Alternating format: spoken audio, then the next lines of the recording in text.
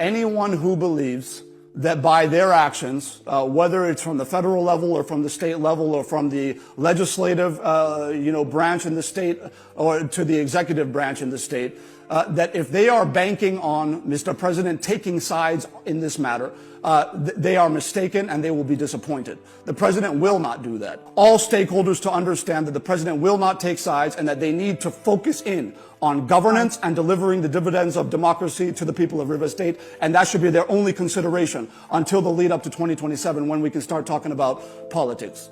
Bola Tinubu speaking through his spokesperson that he will not take sides in the ongoing political crisis in River State. This is a very reasonable position that any unbiased person will take. Not that Nigerians take their words seriously, because on many occasions they've said something else and done something completely different. Anyway, we'll get back to that in a moment. Looking at the agreement that Tinubu brokered between Fubara and Wike, you will see that the only person that maintained and followed the agreement judiciously is Fubara. That's before he started meddling in the affairs of the House of Assembly. But will you blame him for meddling in the affairs of the state legislature? No. No one will stand by, even Tinubu himself, if the National Assembly threatens to remove him and impeach him. He will do everything, he will use all his powers to stop them. So no one should blame Fubara for the meddling. After all, he was following the whole agreement judiciously, hoping for peace to reign. But these people were bent on threatening a sitting governor, always making unnecessary demands.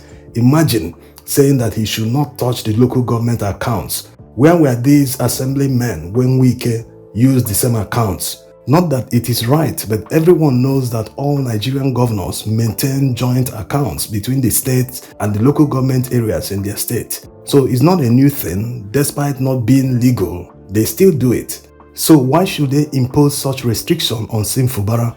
And their position has pitched the local government chairman in River State against the governor, which has forced the governor to take countermeasures by asking them to submit the list of all salary earners at each local government area so that the state will pay them directly. He wants to starve the local government chairman of funds, because if you want to control and tame a Nigerian politician, just starve him of funds. He will not be able to move. He will not be able to spend his own money to move around and start campaigning against you. All they are doing today is because they still have access to the treasury. Their local government accounts, all the money, they have all the budget, they can spend them anyhow they want, even against the state governor. So if he starves them of funds, they will not be able to campaign hard and go against the governor.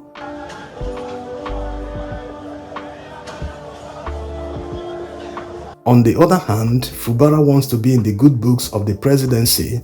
He doesn't want any maneuver from Abuja that will force the National Assembly to take over the duties of the River State House of Assembly. And knowing that most of the federal representatives from River State are against Fubara, they are in Wike's camp. If ever the National Assembly takes over the duties of the State Assembly, that means they will frustrate him, and all the approvals that is normally supposed to be done by River State House of Assembly will be brought to Abuja. Abuja will sit over it and approve or disapprove, even budgets, everything. They will keep doing it until the River State House of Assembly political crisis will be resolved. This is why Fubara's political associates pledged their loyalty to Tinubu, telling him that they will work for him in 2027 like Wike did in 2023. They are playing this angle, knowing that maybe Tinubu might be supporting Wike in River State because he knows that he will work for him like he did the other year. So they are practically telling him, hey, forget about Wike.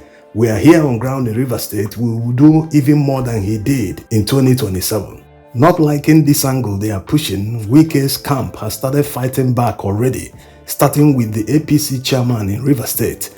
He said that Fubara did not vote for Tinubu during the presidential election in 2023 and that he will not vote again in 2027. So he's just trying to curry favor, that he will never work for them.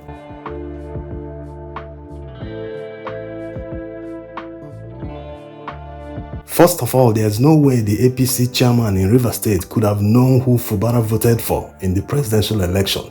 And besides, how can anyone be proud of voting Tinubu in 2023, considering how woeful he has been performing, considering the hardship he has brought on Nigerians? How can anybody be proud of contributing to his ascension to power? It's not something to be proud of. It's something to be ashamed of because of the performance. He has performed woefully, even below his predecessor. And we are still in the first year. We've not entered the second year, the third, and the fourth.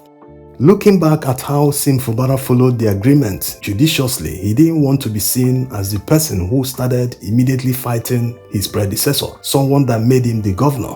But there is something that is called dignity. A king never crowns himself. There are kingmakers who crown the king.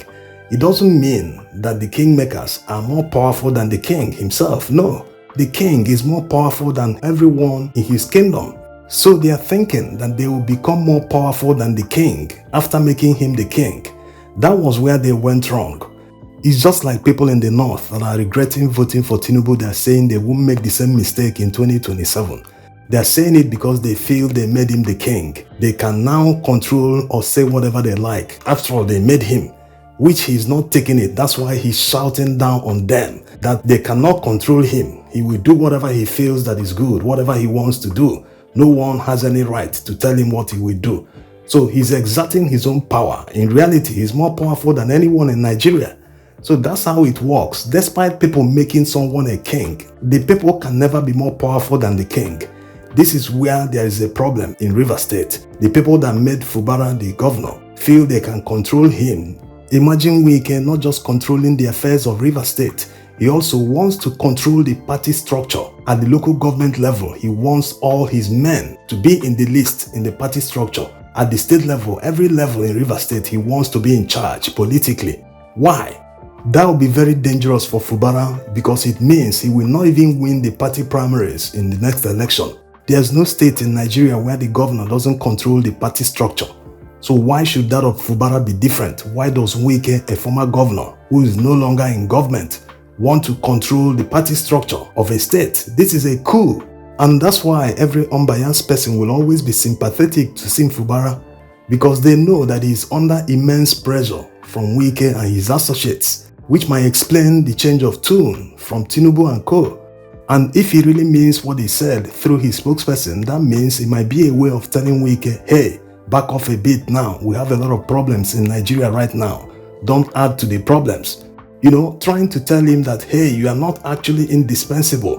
Whatever you think you did for me during the election, if I bring Fubara closer, he will do more. I think that is less the case now when you consider the fact that Nigerians have, borne witness that their spending power has substantially increased over the course of the last 1 month plus, given the reforms that have been put in place by this administration, even within the Central Bank of Nigeria.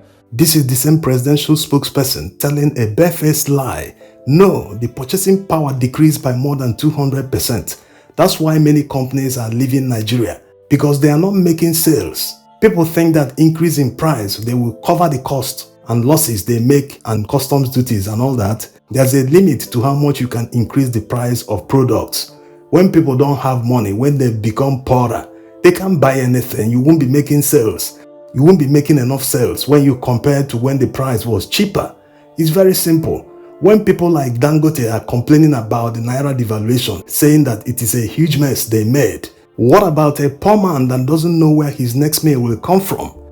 So it is a barefaced lie that the purchasing power increased. Rather, all indices, all indexes, all data point to the fact that it decreased by more than 200%.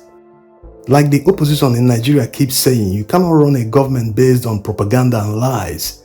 You cannot magically wish the Naira to suddenly start exchanging at 500 Naira to $1 and it will happen. No, you have to work towards it. You have to solve the fundamentals that will boost the Naira.